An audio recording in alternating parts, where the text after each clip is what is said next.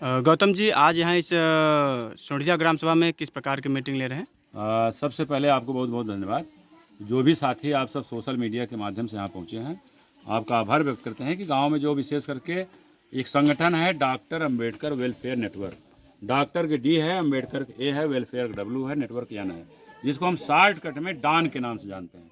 डान का ये करछना में देखा जाए, आज हम सब 37वां गाँव जो है सोढ़िया में जो है मीटिंग ले रहे हैं। और जो भी यहाँ वैचारिकी हुई, इस वैचारिकी से किसी साथी को ऐतराज है कि सब सहमति अपनी व्यक्त कर रहे हैं। मतलब सभी साथी, आपका जो डांस संगठन है, जो भी बात हुई है, सबने अपनी सहमति व्यक्त की है। उस बैनर तले सभी लोग यहाँ पे आज उसके सदस्य हुए हैं। यहाँ सदस्यता शुल्क कोई नहीं, सब निस्वार्थ भाव से निःशुल्क जो है डान की सदस्यता ग्रहण। लगभग सैकड़ों लोग हैं, आप लगभग 70-75 महिलाएं हैं और 30-35 जो है यहाँ पे पुरुष साथी हैं। और कुछ साथी आज एक बर्थडे कीर्तन भजन है और कार्यक्रम भोजन का भी कुछ साथी वहाँ चले गए हैं। तो आपका आभार व्यक्त करते हुए अभी इन साथियों से वैचारिकी के माध्यम से जो निकल के आया है, सन 70 के दरमियान में ये सोढ़िया ग्राम सभा में चकबंदी आई थी। चकबंदी के दरमियान लगभग सैकड़ों बीघा जमीन है, जिसको हम बंजर कह सकते हैं, परती कह सकते हैं, ऊसर कह सकते हैं, या अतिरिक्त जमीनें कह सकते हैं। इस तरह से निकल के आई, क्योंकि हमारे लोग उस समय सन 70 के दौरान जो बुजुर्ग लोग हैं यहाँ पे अनपढ़ थे, निरक्षर थे। इनको कुछ भी तहसील का लेखा जोखा मालूम नहीं है कि क्या बंजर होता है, क्या परती है, क्या ऊसर है, किस हराजी नंबर में होता है। लेकिन देखा जाए कि चकबंदी के दरमियान जो लेखपाल कानून को तहसीलदार यहाँ आए थे, वो जैसे चकबंदी करके चले जाते हैं, तो चकबंदी के बाद 15 दिन बाद, 20 दिन बाद जो यहाँ बड़े बड़े काश्तकार हैं या जमींदार हैं, जो उनके ज़मीन में से अतिरिक्त ज़मीनें निकली हुई थी, वो आज की तारीख तक वही लोग उस बंजर पड़ती ऊसर या अतिरिक्त ज़मीन को जोतते बोतते चले आ रहे हैं। हमारी उनसे कोई बुराई नहीं है, कोई शिकवा नहीं है।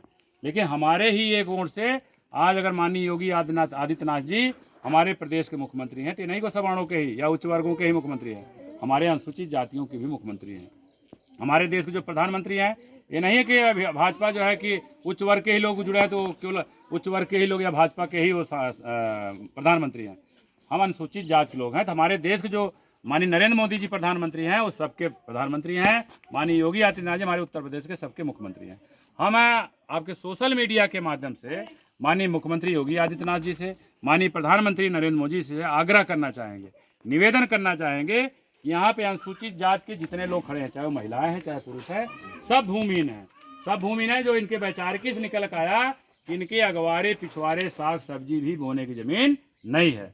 इनका अगर 1 साल का, 2 साल का, 3 साल का लड़का अगर गुजर जाता है, जिसको कहते हैं अगर मर जाता है, तो इनके पास इतनी ज़मीन नहीं है कि अपनी भूमधरी में कहीं पे उसको खोद के गाड़ सके, ले जाके बाहरा किनारे, ले जाके नरखोई किनारे ले जाके जो है कि बाहरा किनारे दफनाने का काम करते हैं।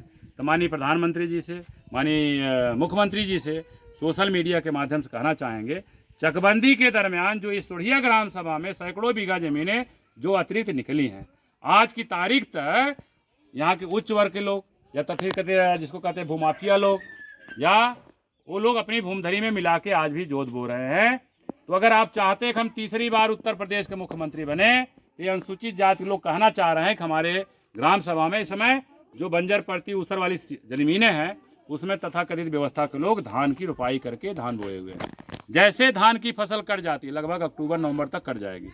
अगर अक्टूबर नवंबर तक धान की फसल कटते ही तहसील करछना से लेखपाल तहसीलदार कानून को लगा करके जो सैकड़ों भी अतिरिक्त ज़मीनें हैं, उसको निकाल करके इन भूमिहीनों में पट्टा करने का काम करिए। जिनके पास घर नहीं है उनको आवासीय पट्टा, जिनके पास खेती बाड़ी नहीं है उनको खेती बाड़ी का पट्टा करिए। अगर ये काम आप कर देते हैं तो खुशी खुशी आपको तीसरी बार उत्तर प्रदेश का मुख्यमंत्री बना सकते हैं। लेकिन हमारे गुरु जी ने बताया है, बिन हवन पत्ता हिलता है, बिन लड़न हिस्सा मिलता है। अब हमारे बहुजन समाज में विशेष करके अनुसूचित जाति के लोग, जो हमारी बहनें हैं, जो हमारे भाई लोग यहाँ खड़े हैं, ये जागरूक हो चुके हैं। अब जो है कि इनको अपना मान सम्मान स्वाभिमान के साथ अपने अधिकारों के प्रति संघर्ष करने के लिए ये जागरूक हो गए हैं। क्योंकि इनके द्वारा जो हम अलग थलग पड़े हैं, पुनः हम एकजुट हो रहे हैं। अगर आप अक्टूबर नवंबर तक धान की कटाई के बाद अगर पट्टा नहीं करते हैं, तो 26 नवंबर संविधान दिवस है। बाबा साहेब ने 26 नवंबर 1949 को संविधान सभा को संविधान समझते हुए कहा था, जब यह संविधान 26 जनवरी 1950 को लागू होगा तो हर व्यक्ति को एक वोट देने का अधिकार होगा। न राजनैतिक रूप से समानता आएगी, लेकिन सामाजिक रूप से, आर्थिक रूप से विषमता बनी रही।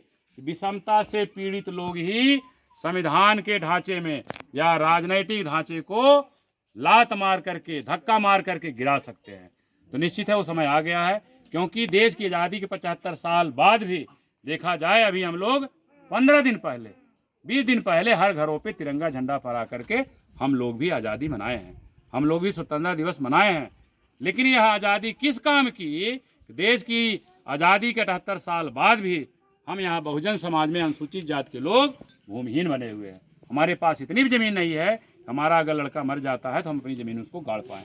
तो निश्चित है, अगर चाहते हैं कि अनुसूचित जाति के लोग आपके साथ जुड़े, आपको तीसरी बार मुख्यमंत्री बनाएं, तो आपके सोशल मीडिया के माध्यम से हम कहना चाहेंगे कि अक्टूबर तक जैसे धान की कटाई हो जाती है, निश्चित है कि यहाँ की बंजर पड़ती, ऊसर और सीलिंग ज़मीनें निकाल करके इनमें जो है चाहे एक बिस्सा है, चाहे कूला है, चाहे 10 बिस्सा है, चाहे एक भी आए, उनको निकाल करके, जिनके पास घर नहीं है घर बनाने का आवासीय पट्टा, जिनके पास खेती बाड़ी नहीं है उनको खेती बाड़ी का पट्टा करिए। जो भी साथी सोशल मीडिया के देख रहे हैं, आप अगर यमुना पार से तहसील करसना से हैं, तहसील बारा से हैं, मेजा से हैं, कुराव से हैं, आप इस तरह से अपने गाँव में डॉक्टर अंबेडकर वेलफेयर नेटवर्क को जो है बढ़ाइए।